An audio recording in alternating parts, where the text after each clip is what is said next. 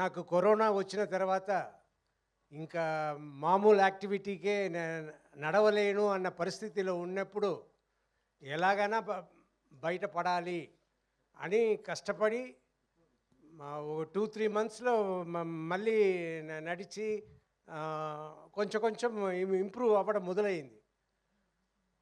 అదంతా అయ్యి మరి 6 మంత్స్లో అన్నీ కంప్లీట్గా నేను తయారైపోయాను. తయారైపోతే సరిపోదు, వర్క్ కావాలి.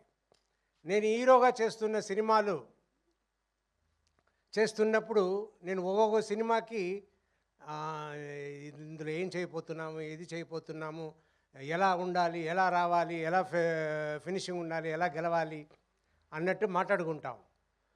అదంతా మాట్లాడి మాట్లాడి ఇన్ని సినిమాలు నియర్లీ 100 ఫిలిమ్స్ వచ్చిన తర్వాత టయర్డ్ అయిపోయా.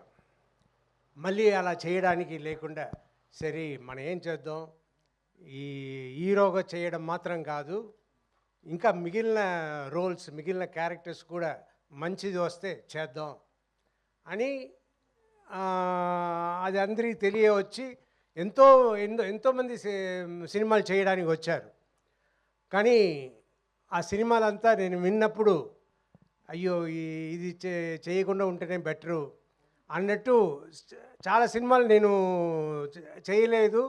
ఐ వాజ్ చాలా డిసప్పాయింటెడ్గా, ఏంట్రా మంచి సబ్జెక్ట్ రావట్లేదు, మంచి ఇది రావట్లేదు అని డిసప్పాయింటెడ్గా ఉన్న టైంలో అభి వచ్చారు.